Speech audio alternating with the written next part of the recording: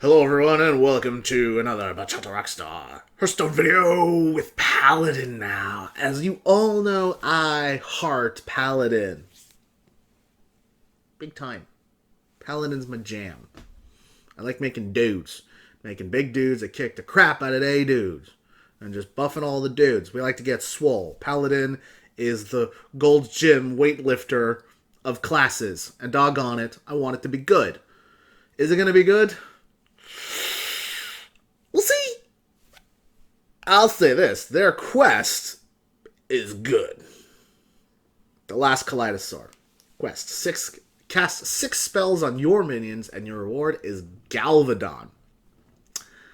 As most of you already know, Galvadon is a 5-mana 5/5 beast that has a battle cry that adapts him 5 times. So, here's the crazy part. If you do some math, it is about 80% to get any one persistent buff. Which means if you get Wind Fury in the beginning, you're not going to get offered Wind Fury after that. Like, they're not just going to keep offering you Wind Fury. However, they will keep offering you +1/+1, +3 attack, +3 health, the buffs that can actually stack. So a non-stackable buff like Poisonous, like Wind Fury, like Stealth, like get 1/1s, or can't be targeted by spells and hero powers, those actually get removed from your choice tree as the adapts go on. So the likelihood of you actually getting Stealth, Wind Fury, and then a bunch of buffs is pretty darn good. It'd be shocking for you not to get at least an 8-something Stealth, Wind Fury, Galvadon. It's pretty easy to get an 8/8 Stealth, Wind Fury, Galvadon that can't be targeted by spells and hero powers. It's not that hard. It's, on stream, on the live stream, he ended up getting like a 15/5 Wind Fury Kaleidosaur, which was ridiculous. And the nice part is, if you're casting spells on your minions, then you're probably going to have buffs in your hand too.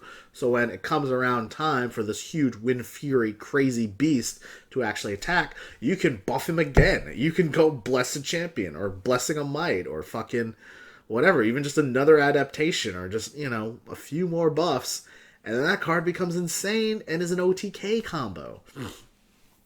So what does your opponent need to do to prevent that? Taunt up, which warrior will end up doing, because they're warriors. Or play Devolver Master Spell, some sort of AoE killing effect, because I don't think there's not a big enough AoE to really actually hit this minion through stealth and kill it. Aside from spell damage buffed Maelstrom Portals, I guess? I don't know, Lightning Storms? Whatever, Shaman stuff. Shaman and Priest will be able to counter this, but this doesn't have to be your only win condition, as we'll see later on. But it is one hell of a win condition. I mean, just and the thing is, too, is like the likelihood of you getting all of that is like 80% to get the big Wind Fury dude. To at least just get Stealth and Wind Fury is almost 100% to get those two choices. And then you can add buffs later on. I mean, it's insane. It's fucking insane. And the OTK combo potential of this card is through the roof. So, if you can store up an Equality and a Consecrate, and then this guy, and then play this guy right after, boom, stick. Even like Equality Pyromancer after you play this guy, but then this guy has Divine Shield. Right? You could go Stealth, Wind Fury, Divine Shield. Oh, that's another one that doesn't stack, by the way. Stealth, Divine Shield, Wind Fury, attack. So that's +6 attack. So you have an 11/5 Stealth, Wind Furied, Divine Shielded minion. You play Wild Pyromancer, Equality, clear the board, lose your Divine Shield, and then Blessed Champion. Now it's a 22-5 with Wind Fury. Shabam, shabam. Done. So I feel like Paladin will essentially ride or die with this guy. Meaning if Galvadon is good, Paladin's going to be good. If Galvadon sucks, Paladin's going to suck. But I don't think there's any way that Galvadon is going to suck. I will think that there will be ways to prevent the OTK combo from happening. So you are going to need alternate win conditions. But the nice part is Paladin, of course, still has Tyrion. Still has Rag Lightlord. Still has big buff dudes. So there's other ways to win with Paladin, which is nice. And if you have all these buffs, it just makes the other dudes buffer. Still has hand buff mechanics, too. You know? And now I realize that Smuggler's Run doesn't work with this quest, but it's there. It has, you know, there's still a ton of tools that Paladin has to use. And I think, combined with this quest, is going to really give them that OTK, that really going to up their win percentage and become sort of the new OTK deck. So let's take a look at some of their other tools that they got. Lost in the Jungle, 1 mana, summon 2/1/1 Silverhand Recruits. Okay, seems like a perfectly reasonable card. Alley Cat is a nice card. This is the Paladin Alley Cat. It would be nice if this was a minion, but you know, whatever. It's fine. We'll take it on turn 1. But it's 1 mana, and it slots in other things too. So, you know, there's other cards and other buffs later on that you'll see are going to be really powerful, just having a couple of 1/1s on board. So, let's take a look at one of those buffs. Adaptation. 1 mana, adapter-friendly minion. Now, I think this card is bad, but given that we're playing a quest-based Galvadon deck, this card is good. It's a 1 mana buff. We need that. Being able to give something Divine Shield, Wind Fury, Stealth, whatever. It's pretty powerful, you know. I've noticed adaptation gets stronger the better minion that you put it on, right? Giving Divine Shield to a 1/1, no big deal, right? It's an Argent Squire. It's okay. It's fine. We'll get 2 attacks out of it. Giving Divine Shield to a 5/5 minion all of a sudden becomes a lot stronger. Now they're dealing 5 damage twice, right? And they're not dying to the first hit. Now your 5/5 can afford to get more swings in, right? So it's easier to get use out of these sort of buffs the stronger you are, right? A Wind Fury 5/5 is better than a Wind Fury 1/1. I think we all agree to that. Aside from Poisonous. Poisonous is probably better on a 1/1 because now it's taken down an 8/8 or something like that.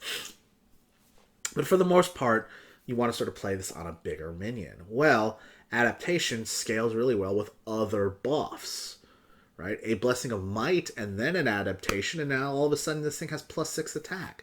A Blessing of Might and an adaptation, and now you've got a Divine Shielded thing with +3 attack. Aha! See, the combinations become better the more buffs you put on something, and using adaptation is one of those great buffs that scales really well with other buffs.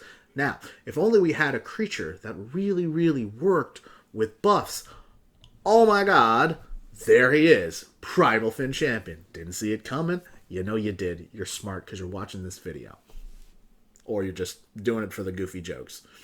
Either way, you're clearly someone who appreciates intelligence and goofiness. Primal Fin Champion. This dude's getting swole. Look at him going to the gym. Lifting the big shield and the shiny spear. 1 mana, 1/2, 2 mana, 1/2. Death Rattle. Return any spells you cast on this minion to your hand when he dies.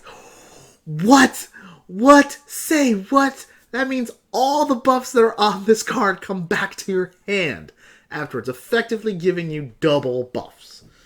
So, what are we going to do with this guy? Turn 2, hopefully he lives. Play a bunch of 1 mana buffs, play adaptation. 1/2 Divine Shield, now he lives. We get that back. Aha. Blessing of Wisdom, now we can draw a bunch of cards, which in turn get us some more buffs. You know, even just Divine Strength. 2 mana, 2/4 now. Okay, he's a little sturdy. Maybe he doesn't die anymore. But even if he does die, we get Divine Strength back and we can play it on something else. So getting this card in the relative early game, turn 3, turn 4, turn 5, will allow us to play a bunch of buffs on this guy, and then when he dies, we get it all back. Now, obviously, silence effects, transform effects suck on this dude. But it's not really that bad. Yeah, we don't get it back, but our opponent is using these transform effects on a character that's not Galvadon. Plus, we still got to play the spells. It still works towards the quest. We only need to cast 6 of them. That's not that hard to do. You know? 2 adaptations, 2 Blessing of Wisdoms, 2 Blessing of Mights, 2 Divine Strengths. Boom. 8 buffs right there. That's not even counting Blessing of Kings or the other, there's actually another buff coming up. That would be really good for this deck. Unfortunately, Seal of Champs is rotating out. Loved Seal of Champs. Seal of Champs was my jam. But that's okay. There's still plenty of cards that you can play on your minions. And this is a great card that works so well with those buffs. So, I think the card is fantastic. It's going to work really, really well in Paladin. Plus, it's a Murloc. Maybe there's a Murloc-based buff deck that just uses Galvadon as a finisher. Who knows? But like, this card opens up so many possibilities for you in that sense. And then we got Hydrologist, another Murloc, 2 mana, 2/2, Battlecry, Discover a Secret. Okay, I think this is probably one of the weaker cards, but Discovering a Secret is great because your secret is actually a secret. Your opponent doesn't know what you chose, doesn't know that it was in your deck, and this is nice. You'll get... you play this, and you get Getaway Kodo, and then he kills it. Well, you get it back, and now you get to play it again and get another secret. That's pretty cool. And it's a Murloc. Maybe there's some sort of Murloc buff deck that comes along, and then this is going to be a part of it, Even just Noble Sacrifice. Being able to play that and have it protect your guy. There's a lot of... There's stuff. I don't know if Hydrologist has a home quite yet, but it's good. And this is a neat card. Being able to have these tutor effects, which basically allow you to draw a specific card, are almost always good. And let's move on. Light Fuse Stegadon. 4 mana Battlecry. 4 mana 3/4 Battlecry. Adapt your Silverhand Recruits. Well, remember Lost in the Jungle? You play that. You play this on turn 5. You've got 2 adapted recruits and a 3/4 Stegadon. So this card is essentially, it's the new Quartermaster. It's a little cheaper, and it combos a little bit better sometimes, depending upon the buff to your 1/1 Silverhand Recruits. Now, obviously, you're going to need to get a bunch of them, and that's a little harder to do because you got to keep fucking hero powering. And since Justicar Trueheart and Finley are rotating out, this card's not as good. However, we do still have a card called Stand Against Darkness. Yes, I get it. 5 mana for 5/1/1s. The memes. But you got to realize, if your opponent only, kills like 2 of them, and you can play this and you get to adapt the other 3, they effectively have charge too. That's pretty good. This also works really well with the upcoming legendary, who we're going to get to now. Bam! Sunkeeper Tareem. 6 mana, 3/7. Taunt Battlecry. Set all other minions' attack and health to 3. So it's the Keeper Uldaman effect on everything.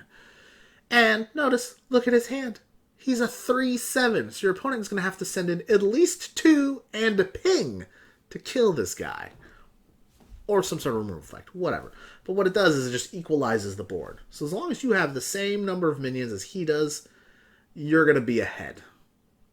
And you can trade them in and use your guys. So, what would happen is if you played a bunch of minions, Stand Against Darkness, he kills 2 of them, boom, Light Fuse Stegadon comes down, they get adapted, you can attack, right? You make some nice trades, he plays a couple of minions, boom, Sunkeeper Tareem comes down, turns them into 3/3s, you make more trades, you build a bigger board. Maybe one of them has Divine Shield and it lives. This card is insane. And are you seeing the combos here, right? As long as we can just keep getting recruits down, Sunkeeper Tareem and Light Fuse Stegadon can keep adding, buffing them, making them stronger and stronger and stronger. So we need to get a board. But as long as we can get a board, these cards are great when you have a board. So we just gotta look at our deck and go like, what cards are going to allow us to make boards and do stuff with, you know? Stand Against Darkness all of a sudden becomes a ridiculous card because it gives you 5 buff targets. Your opponent can't afford to not kill them. You know, you might play Stand Against Darkness and your opponent wastes an AoE on it, and you're just like, okay, that's fine. You just killed a bunch of 1/1s. You just 1-for-1 his AoE. You know, now you don't have to play Sunkeeper Dream. You just hold on to him and play some other minions. Play a bunch of other Murlocs, maybe. You know, imagine this in a sort of a board-centric Murloc deck. Just play a bunch of Murlocs, Sunkeeper Dream. Now they're all 3/3s. Boom! Now you're going face. You know, turn 9, this with a bunch of Murlocs and the Murloc War Leader, and now they're all buff. Maybe Finja. You know? Maybe you run Finja out and you smack into them, and Finja's got 1 health. Sunkeeper Dream, now he's got 3 health. Now he's buffed by the War Leader again. He becomes like a freaking 5/4. Like he's basically healed and becomes a 5/4 and allows you to keep, you know, bringing Murlocs back. I mean, the applications for Sunkeeper Dream are endless. You know? But like I said, the combos are there. Can we utilize them? Is there a Silverhand Recruit-based deck where you're playing a bunch of buffs, you know, combining it with Galvadon maybe? The deck is there. The deck is there. We just gotta build it. Excuse me. Speaking of buffs, Spike Ridge Steed. Look at this guy. 6 mana. Give a minion +2/+6 and taunt. When it dies, summon a Stegodon. Do you know what a Stegodon is? It's a 4 mana card that has 2/6 stats and taunt. So basically, you're turning your card into a better Sludge Belcher. Did Sludge Belcher see play? Yeah, it did at 5 mana. It's pretty sick. But it's a much better Sludge Belcher. Instead of getting a 1/2 body after it dies, you get a 2/6 body after it dies. And instead of getting a 3/5 body, you get to add +2/+6 to anything on the board. So even if it's a 1/1 Silverhand Recruit, it's a 3/7. When it dies, summons a 2/6. That's sick. That's sick. Sick. On 6 mana. Now, is it slow? Yeah. If you don't have a board, you're kind of fucked. So you're gonna have to try to figure out ways to always make sure you have a board with this deck. That's the hard part. Is can you grab the board? It's been hard for Paladin. It's been tough. But there are definitely ways. And this is one of those. You know, this will definitely help. You know, and obviously it's a buff. It's another buff that helps towards the quest. So maybe there's a slower, mid-rangey to control style Paladin that's going to utilize Spike Ridge Steed, and then later on the Dino Size as its big buff cards and its finishers. So maybe you protect yourself with Spike Ridge Steed until you can OTK with Dino Size. You know, I mean, the stuff there. Then of course we got the card Vine Cleaver, 7 mana, 4/3 weapon. After your hero attacks, summon 2 1/1 Silverhand Recruits. So there you go. You know, here's another way to generate more recruits, more dudes, and kind of slowly but surely overwhelm your opponent. It's pretty good, man. Paladin misses Justicar Trueheart a lot more than people think. But think about this. Vine Cleaver on turn 7, 2 Silverhand Recruits, swing to the face, your opponent doesn't do anything about it, and then shabam! Dino Size, one of them. Boom! He's taking 10 to the face. It's a combo. It's a thing. Maybe you have Galvadon on there too, and he does an OTK, and your opponent gets rid of him. Well, guess what? You can still... There's still other things you can do. You can still Dino Size. You can still play Rag Lightlord. You can still play Tyrion. You still have these things, man. Once it hits turn 6, turn 7, turn 8, Paladin just becomes ridiculous. It just has to survive the early game. So one of the things that I think is sad that Paladin didn't get was just a fucking awesome turn 2 or turn 3 play. You know, where's the muster for battle? Where's the shielded mini-bot? Well, there are a lot of cards that create other cards. Adaptation, for instance, can give you 2 1/1s, right? There's some neutral cards later on that spawn cards that go back to your hand that you can then play and then buff. There's stuff there. The early game is actually there. If you can just keep sort of your board flooded and keep playing stuff and keep buffing stuff, it's there. Cult Master is going to be huge with this deck. Blessing of Wisdom is going to be huge with this deck just to keep the card draw going. I mean, there's a lot of stuff that you can do here. So I'm excited for Paladin. Like it feels like there's a little something missing. Like it's not quite there, but we're going to have to build the decks and test them and see. Like with the Mage deck, it became fairly obvious that there was a lot of tools there and a lot of things that you can make. The Druid deck builds itself, right? It's just big dudes. Let's just play big dudes. And playing big dudes is always good. Like it's never been bad. On Hunter, you can see too. Flood the board. Be very aggressive. Play a bunch of beasts. Buff the beasts. Attack straightforwardly. Paladin is like, okay, we get Galvadon. That's, good. Like that's just a win condition in and of itself. And we're going to play a few minions that get buffed. But we have to keep the board with those minions. So, get Silverhand Recruits, get minions. I mean, there's a deck there, Stall out, kind of control, board-centric stuff until we either get Galvadon or until we can play Tyrion and Dino-size him and go face and other things. And maybe hand buff has something to do with that. I don't know. I mean, it's there. One of the things that hand buff can really do is allow you to just tempo out really hard on like turn 4 or 5 and they give you a bunch of stuff to then buff. I don't know. Maybe small-time recruits get mixed in with Murlocs, and then that sort of creates a deck where you're constantly flooding the board and constantly keeping stuff on board, and then that allows you to use Dino-size as a win condition, or that allows you to use Galvadon as a win condition. Things like that. Just there's stuff there. I just don't know if it's like truly broken. Galvadon would have to be kind of truly broken, and I'm 80% convinced he's truly broken. I'm just not 100% convinced. So, we'll see. But I think Paladin has a lot to offer, and I'm definitely going to play a lot of decks, and hopefully my first love will be good. Other than that, guys, keep learning, keep rocking, and the Rockstar will see you in the next video. Thank you very much for watching this video. If you want to see more videos, you can see the most recent videos here. You can see a recommended playlist here, and if you want to subscribe, you go right here. Thank you so much. Keep learning, keep rocking, and the Rockstar will see you later.